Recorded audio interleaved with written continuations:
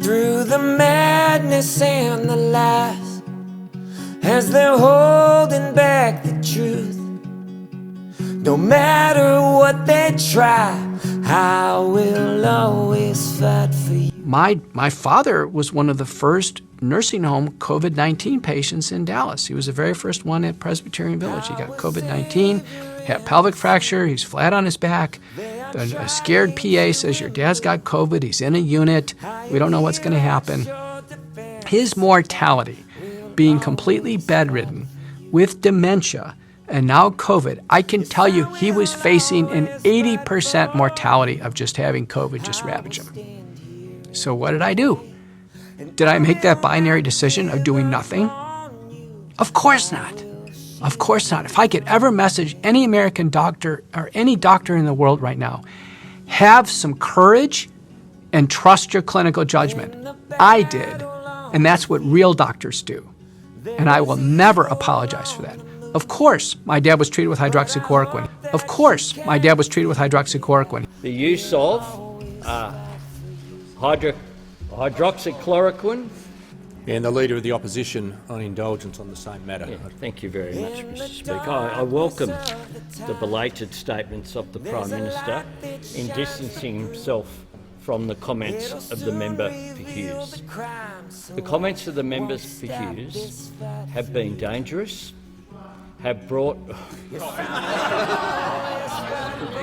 We have a limited time on indulgence, I say to the member for Hughes. But in particular, the comments with regard to health, the use of hydroxychloroquine, the use of other drugs that have not been in accordance with the advice of the TGA. Of course, my dad was treated with hydroxychloroquine. He was treated with azithromycin. He was treated with aspirin. We put him on Lovenox, a blood thinner, the full nutraceutical bundle. Zinc, vitamin C, vitamin D, quercetin. Open the windows, get that virus aired out there. And he got really sick, as expected. He had dementia. His wishes were to not go to the hospital, not go on a mechanical ventilator. We treated him right there. It took 60 days, and it was a long illness, but he survived. And that was early, and that taught me that if I'm willing to do that for my father, I have a Hippocratic oath, and I have a fiduciary responsibility to my patients. And I refuse to let my patients die of this illness.